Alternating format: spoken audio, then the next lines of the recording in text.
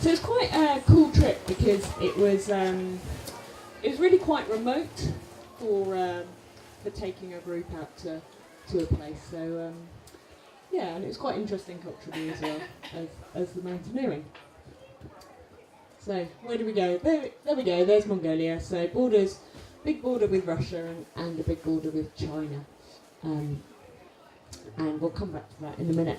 But we're going out to go and climb some of the mountains in the Mongolian Altai, which are in the far west of Mongolia. So if we take this map of Mongolia, Ulaanbaatar is in the middle there, and then we flew to Olgi. Where's our pointer about something? I'll point with my finger.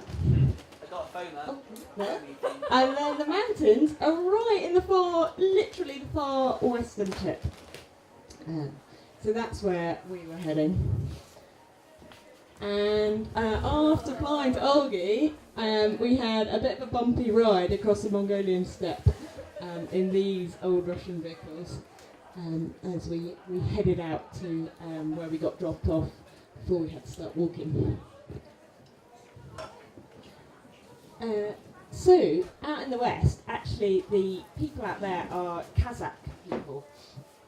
And we met quite a few of them along the way, both on the drive and then when we started trekking. And they're really interesting because they are very famous for having eagles and then hunting with the golden eagles. And actually it was surprisingly easy just to meet people that kept eagles. So that was really common still among the Kazakhs out in Western Mongolia. And here's one of the people we met with the golden eagle. Now, the golden eagles, they hunt with them in winter only. So actually it was summer whilst we were there. We were there in July and August. And so they weren't hunting with them then. Yep. Are we allowed to ask questions? Of course. Do they have names, the eagles? Eagle. Eagle, the eagle. I don't think they know. No. I don't know about the eagles, but certainly the horses that they hunt. They ride the horses as well, the Kazakhs, and they didn't have names for the horses. No, we did ask about horses. What do the eagles hunt? Right. So they'll hunt marmots, and they'll also hunt things like foxes and hare. So the biggest that they'll hunt is a fox. So it's quite big. Yeah. How big do the marmots go? Because there's quite a few. Yeah. Marmot's fairly big. So we got out to where we had to start walking, and actually we were quite lucky because we didn't walk with all our kit into base camp. We used the camels, and we had seven camels. But they don't name them. Steve. This is Steve, the camel, and he took some of our bags and supplies into base camp. And the Kazakhs, they don't walk anywhere, they don't do walking, so they are on horses, taking the camels in. And there we go, there's Steve and Jeremy. But it's pretty cool to see camels near kind of snow and glaciated terrain and big mountains, because you don't often envisage camels to be with in that sort of environment.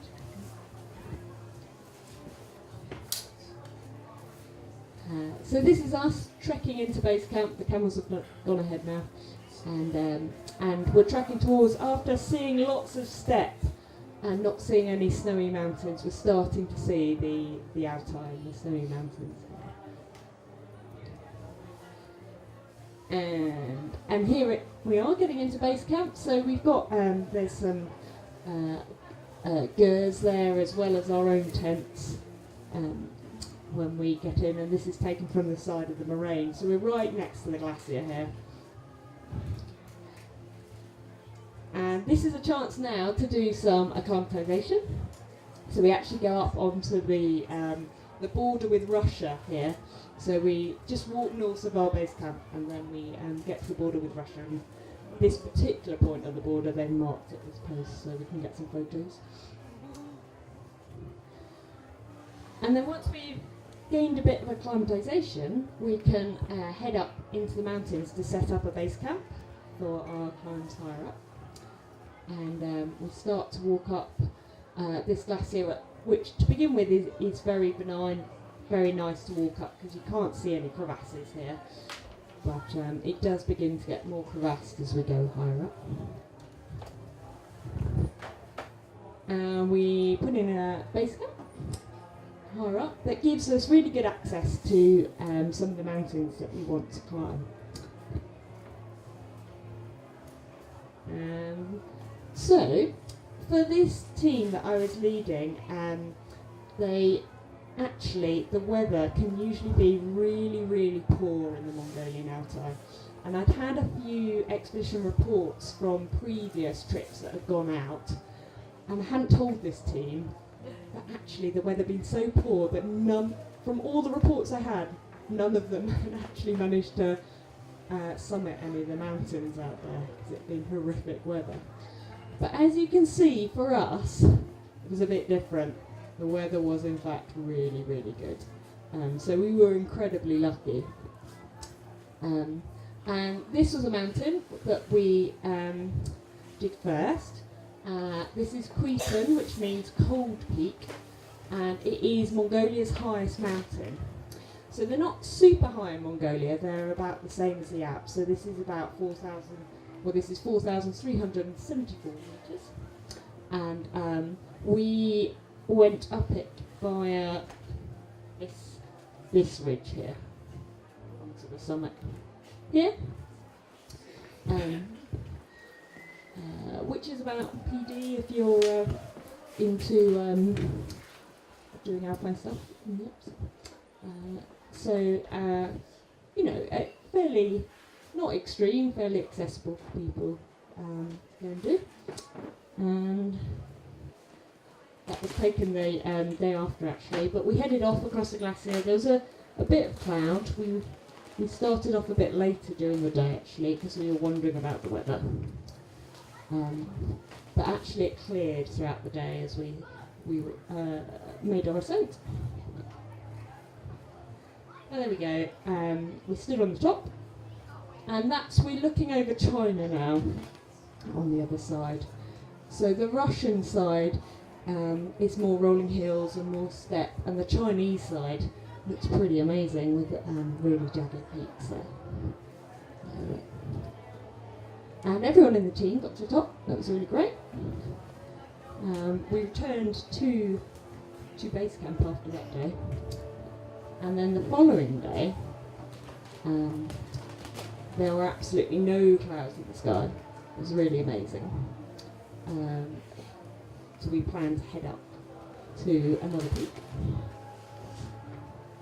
And less impressive peak, but this peak is one of the few peaks in the world that actually is a summit of straddles 3 countries on the summit. So it's Mongolia, China and Russia.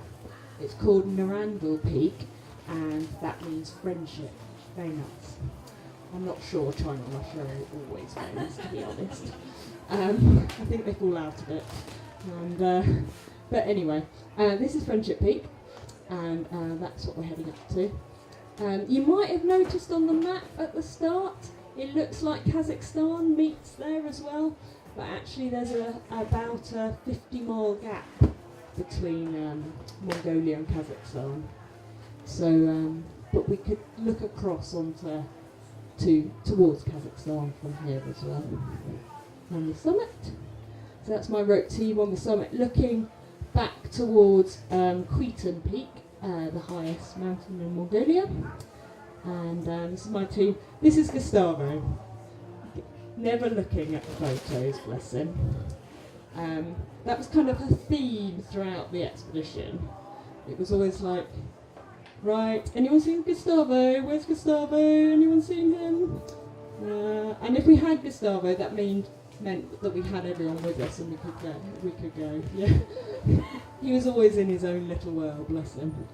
And I think this photo shows that. Yeah, so you can see the weather was incredible. And heading back down, we were the only team kind of up on the high plateau and in the mountains. And pretty incredible story on the way back down, actually.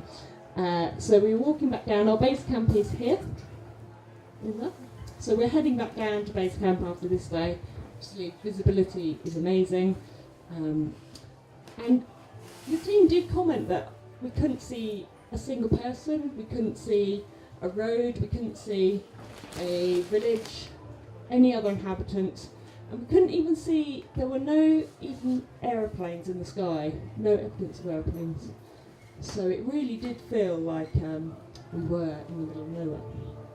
And as we got back down, it was a local guide that we had with us, saw something moving across the glacier, and on its own, single thing moving across, actually from left to right towards our camp. And he thought at the time it was a bear. He thought it was a bear, but it was just a speck in the distance. And someone took a photo on their big SLR camera with the big lens, and then it wasn't till we were back at base camp that we had a really good look at it, and we realised it wasn't a bear. It had a really, really long tail, a tail longer than its body, and it was in fact a snow leopard. So yeah, and I walked, so it's probably in this photo if my camera was good enough, walked across towards our camp and then kept going. So that was pretty incredible to see that, even though we didn't realise it was a snow leopard because it was such a tiny speck at the time. So after we climbed these 2 peaks, it was time to head back down the glacier to our base camp, which was on that side of the moraine there. So we had quite big packs as we had to carry all our stuff down. Oh yes. So another surprise when we got into base camp, when we just thought we were in the middle of nowhere, guess what turns up? Driving into base camp. They've taken the camera off at this point actually, but the street view camera is mounted on here. They were walking around with it around base camp. And yeah, Google Maps shows up. They're quite a friendly bunch, so we got a few photos. Yeah, and there it is. Just drive straight into base camp. I did look last night actually and see whether the street view pictures were on Google Maps, but they're not on yet. So, but maybe they'll see us. Maybe our tents will be in the street view.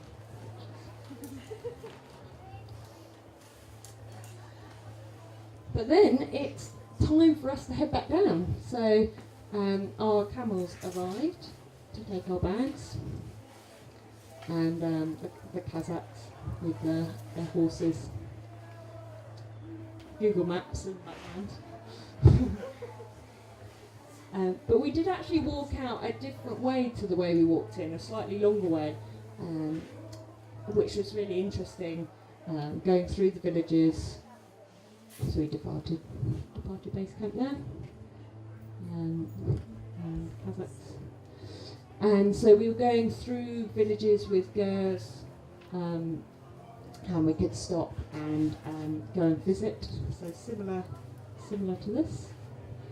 Inside and meet the families that were living there. So they're moving up there for the summer to graze their animals, and this family had yaks, and they had goats, and they had sheep, fat-tailed sheep. So they had quite a few animals that they brought up for the summer. And they milk everything, so Kazakhs milk everything. So they milk the horses, they milk the yaks, they milk the sheep, they milk them, and make curd out of all that milk. So starting to head out in out of the mountains into the steppe, and this was our final camp then, before the following day going back into the those vehicles and bumping across the steppe for a couple of hours, well, quite a few hours, 8 hours I think it was to Elgi. And that was pretty much the end of our trip. I haven't got the last bit, which was then our internal flight was cancelled, and we had another very long journey to get to another town in Western Mongolia to race to catch a flight, to try and catch our international flights. And we did, and managed to catch our international flights, but with 45 minutes to spare. So, yeah, it was, yeah, by the skin of our teeth, we did make it back. But I was very stressed. I think everyone else was a bit more relaxed, but I was very stressed about it. Yeah, so that brings to a close a quick presentation on Mongolia.